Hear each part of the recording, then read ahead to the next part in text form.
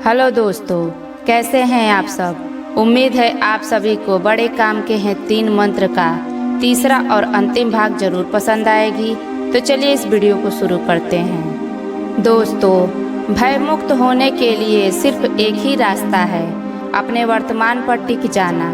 जब आप भूतकाल में हो तो 3 काम करें। पहला भूले, दूसरा भूल सुधारे और तीसरा अनुभव ले। पहला, भूले को समझते हैं। सबसे पहले अपने अतीत को भूल जाएं और जितना जल्द हो सके भूल जाएं। इसे जितना याद करेंगे उतने ही अधिक परेशान होंगे। भूतकाल को भूलने के लिए मन को स्थिर करना होगा और यहाँ काम आएंगी ध्यान यानी मेडिटेशन। जब हम ध्यान की गहराइयों में उतरते हैं तो अपने अतीत को भूल रहे होते हैं। दूसरा, भूल सुधारे। भूतकाल का सबसे बड़ा लाभ यह उठाएं कि जिंदगी में जो भी आपसे भूल या गलतियां हुई हैं उनको सुधारें। कोई यह दावा नहीं कर सकता कि मैंने जिंदगी में कोई भूल नहीं की है। भूल सबसे होती है। जो आपसे भूले हुई हैं वे एक स्टॉक बनकर भूतकाल में चली गई हैं। जैसे बैंकों में लॉकर होते हैं, ऐसे ही हमारे भूतकाल में अलग अलग क्षेत्र की गलतियों के खाने बने हुए हैं। परिवार, निजी जीवन, व्यापार व्यवसाय में या समाज के प्रति गलती की है तो उन भूल या गलतियों को वर्तमान में सुधारते चलिए। तीसरा, अनुभव लें। भूतकाल से यदि कुछ लिया जा सकता है तो वह है अनुभव। ध्यान रखिए, सिर्फ अनुभव ही लेना है, यादें नहीं। स्मृति और अनुभव में बहुत अंतर है। जैसे किसी व्यक्ति की जान जा रही हो तो उसका शरीर बड़ा निरीह मजबूर हो जाएगा। स्मृतियाँ ऐसे ही शरीर की तरह हैं और उनके भीतर जो सांसें हैं वे अनुभव की तरह हैं। अपने अनुभव पर काम करिए। हर स्मृति में से कोई अच्छा सा अनुभव निकाल लीजिए। यहाँ लोग गलती करते हैं, अनुभव ढूंढने की जगह स्मृतियों में खो जाते हैं। इसलिए भूतकाल को भूलना ही भूतकाल की समझ है और भूतकाल की समझ ही वर्तमान को स्वस्थ व तरोताज़ा बनाएगी। हमने वर्तमान को समझा, भूत को जाना। चलिए थोड़ा भविष्य की गहराइयों को भी टटोल लेते हैं। प्राकृतिक में मनुष्य ही ऐसा प्राणी है जो भविष्य को देख सकता है, उसे वर्तमान में बदलने से पहले संवार सकता है। यूँ तो मनुष्य और पशु में बहुत फर्क है, लेकिन पशु के पास भविष्य की कोई समझ नहीं है, इसलिए पशुओं को तिर्यक कहते हैं।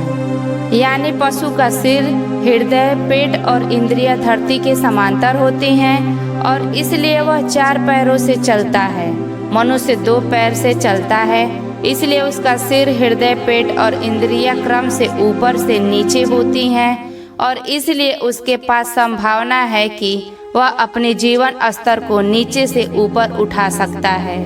जैसे जैसे जीवन स्तर ऊपर उठती है और उठते उठते दोनों भावों के बीच आज्ञा चक्र पर आती हैं कि हम भविष्य दृष्टा हो जाते हैं। यहाँ से हम अपने भविष्य को बहुत अच्छे से देख सकते हैं। तो भविष्य के प्रति भी 3 काम करने होंगे। पहला दूरदर्शिता, दूसरा सावधानी और तीसरा योजनाबद्धता। पहला दूरदर्शिता।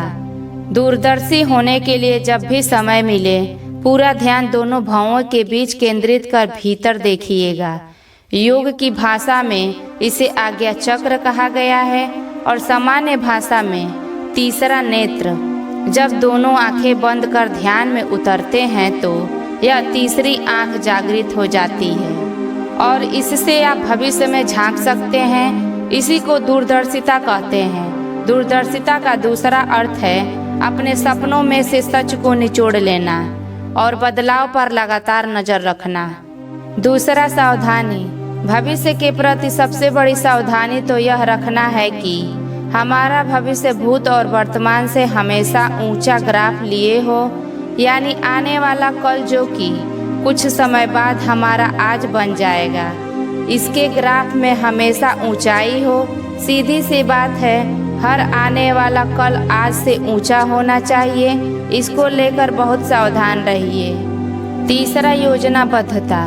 अपने भविष्य के प्रति प्लानिंग बहुत योजनाबद्ध ढंग से करिए। दुनिया में सबसे योजनाबद्ध होने का ढंग ही योग है। योग का धर्म से कोई लेना देना नहीं है। इसका संबंध जीवन और उसकी शांति से है। जितना योग ध्यान आज करेंगे, आने वाले कल पर उतनी ही अच्छी पकड़ हो जाएगी।